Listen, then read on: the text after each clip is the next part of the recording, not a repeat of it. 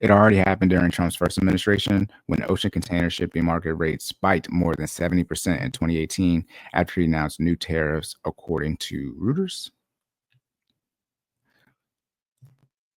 Trump's import Trump's import tariffs are history repeating and will cause a spike in ocean container shipping markets, with consumers picking up the costs. Peter Sand, chief analyst at the shipping price platform Exenta, told Reuters in September. I feel like Reuters is the person who does this article. My bad. This article is by Rob Weil. Food prices have indeed soared since the onset of COVID pandemic in spring of 2020, rising 23% overall during that period, much of which has coincided with President Joe Biden's tenure in the White House. Right. However, Biden got in office in 2021. I mean, what are they saying? They're saying Trump got in office in 2017. I know we vote on the even year, but they don't take office. Like Trump won't retake office until 2025. He'll serve from 2025 to 2029, January 25 to January 29. So this is right when Trump took office. They're saying they rose in 2018. So all 28, whenever in 2018, all 2019, all 2020, that these prices were rising.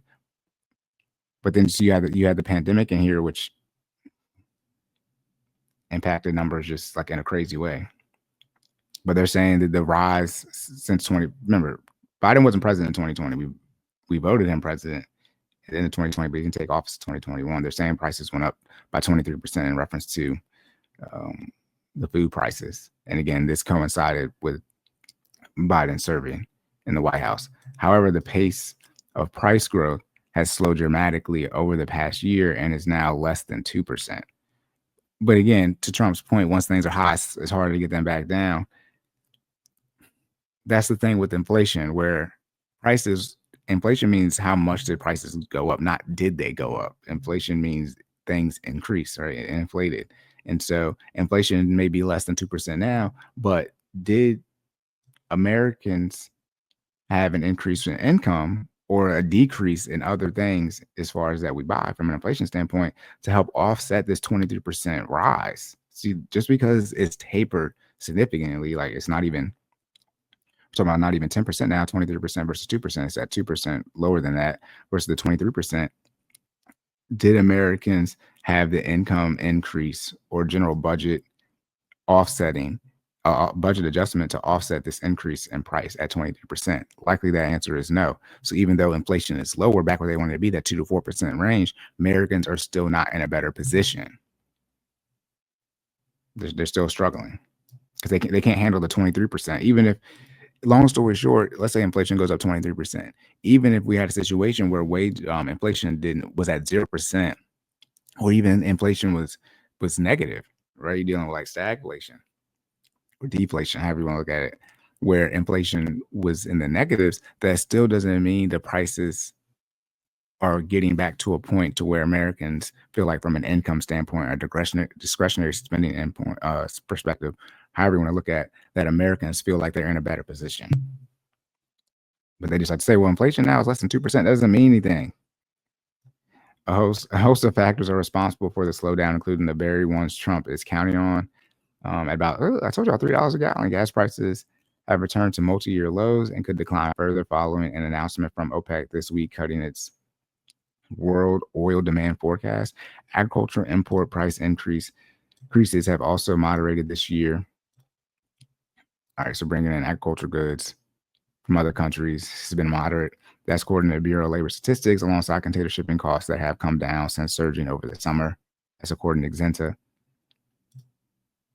So they're giving all the reasons why prices have been tapering down from an inflation perspective. Still, food price growth is notoriously volatile, and many factors that determine costs are often outside of government control. Egg prices, for example, are once again on the rise. Mostly, the result of surging demand on reduced supplies due to the avian flu. It's another flu, I guess.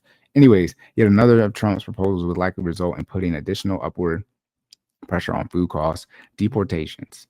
Asked by Time reporters about the issue, Trump again demurred, stating he would still allow some migrants to enter legally, but not ones from jails.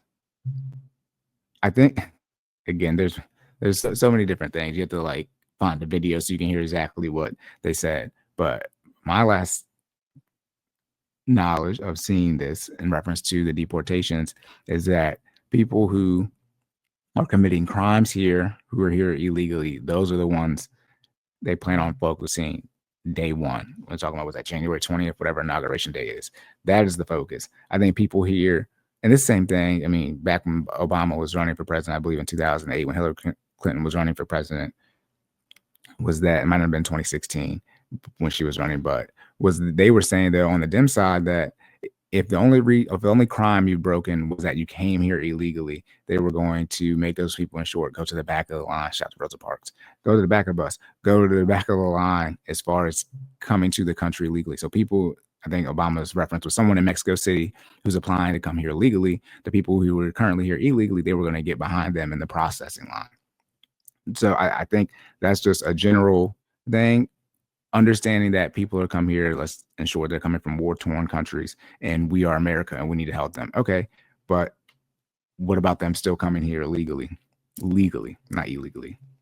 And then there's the people here who, yes, they came here illegally, but they're committing heinous crimes, getting them out of the country, back to the country that they came from, or however they're going to decide to do that.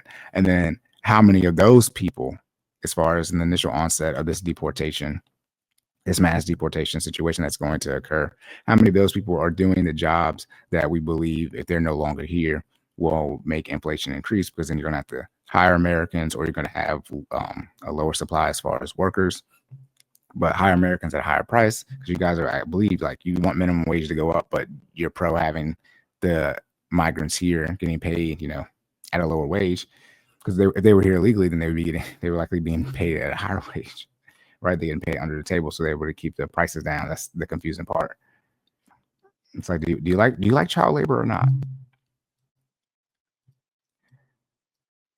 Okay, asked by Time reporters about this issue, Trump again demurred, stating though. Okay, yeah, I already read that. In the fact, most farmer workers, even if undocumented, are nevertheless able to obtain work permits once they have entered the United States. Crop owners are not taking any chances on a warrant and are warning about the impact on food prices in the event of reduced worker pools. I thought also too that people saying they don't have jobs. See, one of the issues is that people don't want to do the jobs that are available, and then they don't work. Sometimes you just gotta, a lot of people grew up doing farm labor. Like, you going back to like people born in the 60s and earlier in the South, they worked on fields. Now all of a sudden people don't want to, you know, if you don't have a skill set that makes you money, it's okay as far as more of a a desk job type situation. It's okay to do physical labor, right?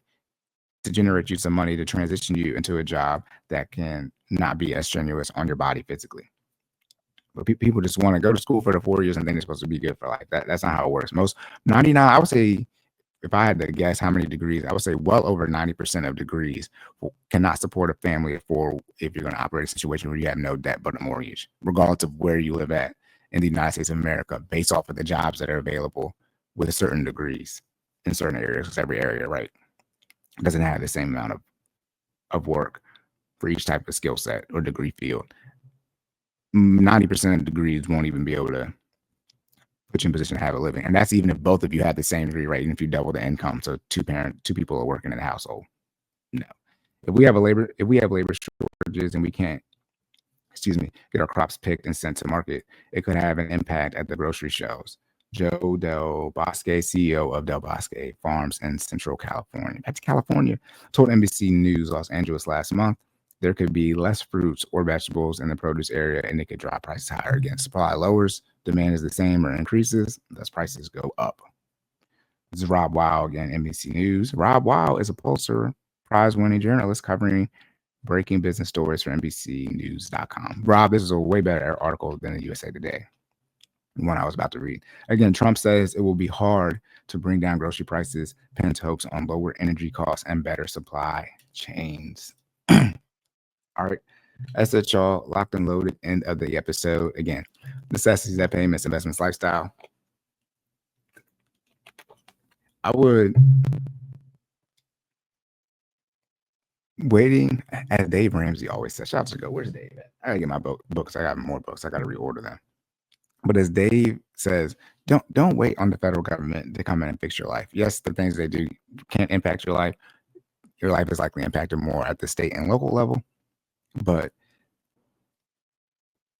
again, inflation, as I mentioned, I've already said this before. Even the 23% that said an article that coincided with Biden's current administration, your income still needs to get to that point. Regardless of the inflation that's going to occur in the years past that, I mean, this year in 2024 and beyond. And like I said, even if inflation is negative, right? So we have deflation. That doesn't mean the prices will end up getting lower to a point where you can still afford it. Just like gas. Like let's say you can afford gas. Let's say gas is around $3. But let's say you need gas to be $2.50. You still screwed. Right. That's the easiest way to look at it. Even though gas prices coming down from $3.50 to $3, if you need gas to be at $2.50, you still are not in a better situation. Or if your income has not increased to the price where you can afford $3 in gas, when they're giving you these inflation numbers, you're still in the same situation. You're not better off at all. All right. That's it, y'all. Make sure y'all comment, like, share, and subscribe. Shout out to the YouTube algorithm. Make sure you leave those rating reviews on the podcast platforms as well. Again, my information, as well as my co-host, your information, can be found in the description on YouTube. All right. Remember to save more and say less. Keep making better your best. And I'll catch y'all in the next one.